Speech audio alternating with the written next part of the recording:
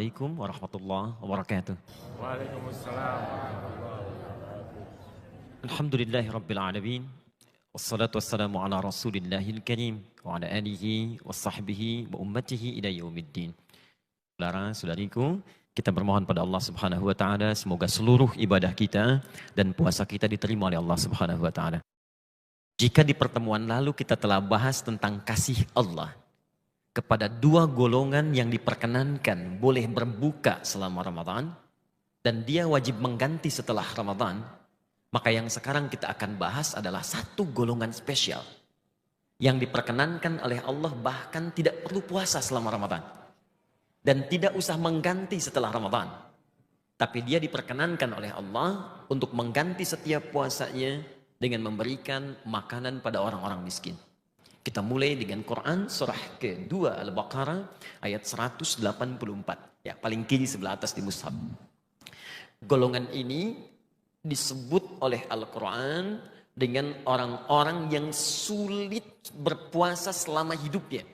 Ya, wa 'alal ladzina yutiqunahu fidyatun ta'amu miskin. Ada orang-orang yang kata Al-Quran, kalau dia puasa itu sulit. Kata tokoh seakar dengan kata yakah. Ya kayak kerah yang terlampau sempit. Jadi kalau mau dipakai itu seakan orang yang pakai terasa tercekik. Ya seperti orang yang mohon maaf. Misal divonis secara medis tidak mungkin berpuasa. Misal karena lumpuh. Ada orang yang karena koma gak bangun-bangun. Ya ada di Timur Tengah sekarang seorang perempuan sudah 25 tahun koma. Baru setelah itu bangun.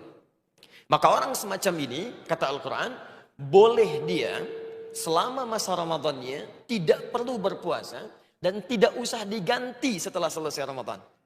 Cukup setiap hari dia tidak berpuasa, maka keluarkanlah ganti penebus dengan memberi makan seorang miskin. Satu orang miskin. Ini yang dinamakan oleh Al-Quran dengan nama fidyah.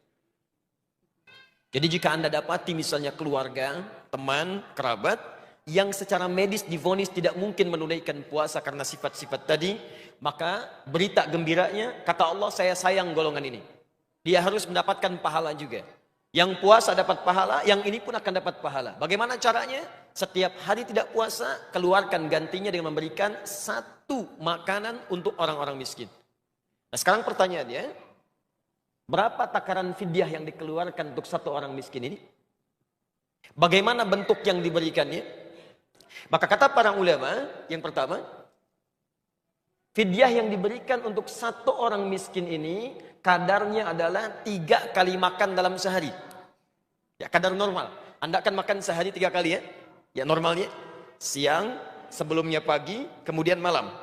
Maka yang kita berikan pada satu orang ini, awas hati-hati, ada sementara yang tidak memahami, bayangannya berikan satu orang miskin satu makanan saja. Kata para ulama bukan begitu caranya. Jadi 3 kali makan berikan pada satu orang. 3 kali makan ini yang kedua, porsinya disesuaikan dengan kadar makan Anda dalam keseharian.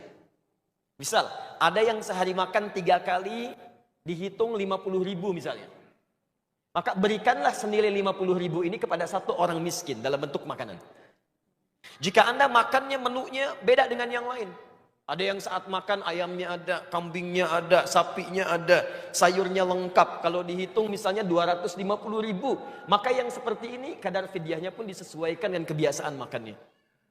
Ustadz bagaimana kalau kasusnya saya di rumah kadar makan 250.000. Cuman oleh dokter divonis ada makanan tertentu yang nggak boleh dimakan. Jadi makan tiap hari dengan kangkung, bayam, tempe, ya. Tapi kemampuan ada. Nah maka kata para ulama yang dilihat bukan apa yang dimakannya, tapi kadar kewajaran yang berlaku di keluarganya. Paham sampai sini? Baik, kalau paham coba kita diskusi sebentar. Barangkali ada yang mau ditanyakan atau kita coba diskusikan. Ada yang mau bertanya? Bismillah Ustadz, Assalamualaikum. Saya kan kondisi lagi hamil Ustadz. Alhamdulillah. Jadi kalau misalnya untuk membayar, kemungkinan saya tidak berpuasa Ustadz. Jadi bayarnya itu dengan kodo atau dengan fidyah. Baik, dimasukkan oleh para ulama pada golongan orang-orang yang dianggap sakit.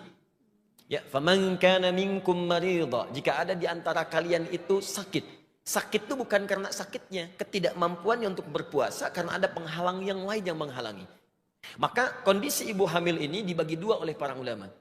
Satu, jika khawatir pada dirinya saja, karena kalau berpuasa bisa mengganggu keadaan dirinya dan lemah saat berpuasa, maka hukumnya sepakat ulama dia boleh berbuka, bahkan wajib berbuka, nanti kemudian diqadha di kemudian hari setelah selesai Ramadan. Jadi ketika Anda melahirkan, alhamdulillah selamat lahirannya, kemudian bayinya juga selamat, setelah itu ada waktu senggang, silahkan di antara 11 bulan ke depan, ambil, cicil, sehari, tidak harus berurutan. Hari pertama sekarang, 3 hari setelahnya, 4 hari setelahnya, bahkan pernah Sayyidah Aisyah pernah mengqadha puasa itu di bulan Sya'bannya. Di setelah Ramadan, Sya'ban tahun depan hampir 11 bulan baru qadha. Jadi bukan aib mengqadha itu walaupun tidak berurutan. Ya. Yang kedua, kalau ada ibu hamil, hanya khawatir pada bayinya, bukan pada dirinya. Jadi khawatirnya pada bayinya, saya sanggup puasa, cuman khawatir bayi saya ini dalam kondisi lemah dalam kandungan. Maka yang seperti ini kata para ulama terbagi dua pendapat. Ya, pendapat yang pertama mengatakan tetap qadha saja. Ya, tetap qadha saja. Yang kedua mengatakan qadha dan fidyah. Qadha dan fidyah, karena sebetulnya ibu itu bisa puasa, tapi yang dikhawatirkan keadaan bayinya. Maka berlaku baginya qadha sekaligus ditambah dengan fidyah. Di antara dua ini pendapat yang terkuat, ibu cukup kemudian tunaikan qadha di kemudian harinya. Saya ulangi, tunaikan qadha di kemudian harinya karena akhir ayat 184 mengatakan wa antasumu khairul lakum in kuntum ta'lamun. Kalau engkau mendahulukan qadha untuk berpuasa, maka itu lebih baik karena nanti ada peningkatan-peningkatan amal lain yang tidak dirasakan hanya dengan mengganti fidyah saja. Jelas di sini? Ada yang bertanya? Ustadz, aku Ustadz. Bismillah. Assalamualaikum Ustadz Adi. Assalamualaikum. Ya, saya mau nanya, apakah boleh kita bayar fidyah sekaligus 1 bulan? Nah, ini kata para ulama, kalau bicara boleh dan tidak, boleh diperkenankan. Selama orang itu divonis tidak mungkin puasa. Tapi yang terbaik adalah akan lebih bagus kalau fidyah itu diberikan secara berkala setiap harinya dari waktu-waktu Ramadannya. Apa manfaatnya? Kata para ulama ada dua. Yang pertama, supaya terus melahirkan rasa kenikmatan dalam ibadah. Coba Anda bayangkan, kalau misalnya sesuatu dirapel sekaligus, bukankah keesokan harinya tidak ada perasaan kita untuk memberikan amal soleh? Tapi kalau sekarang kita berbagi, begitu orang diberikan, tiba-tiba orang itu berkata, ya Allah Pak, terima kasih Ibu, mudah-mudahan Bapak disembuhkan penyakitnya, mudah-mudahan dimasukkan ke surga, mudah-mudahan disehatkan keluarganya. Maka perasaan itu memberikan kesan tersendiri pada jiwa. Besoknya kita berikan lagi orang yang berbeda, dia mendoakan lagi. Dikata para ulama, pemberian bertahap itu cenderung melahirkan amal soleh yang baru yang bisa menguatkan kepada jiwa. Dan yang kedua, kata para ulama, akan lebih baik diberikan secara bertahap, karena boleh jadi berlakunya fidyah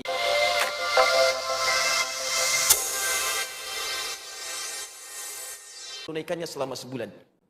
Bagaimana kalau hari ke-12 misalnya sesuai ajalnya dia wafat?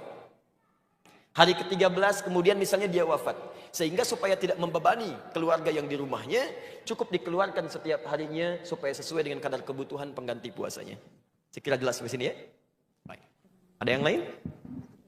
Assalamualaikum Pak Ustadz. Assalamualaikum. Saya dari Kebayoran Residen. Masya Allah. Mau nanya Pak Ustadz, kalau seandainya kita bayar fidyah boleh nggak dengan uang? Baik.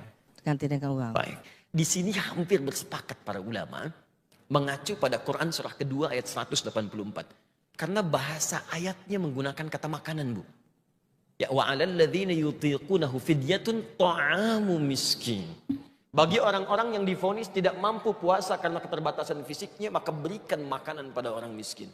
Hampir semua ulama sepakat untuk memberikan fidyah ini akan lebih baik dengan menggunakan bentuk makanan dibandingkan dengan uang atau sejenisnya.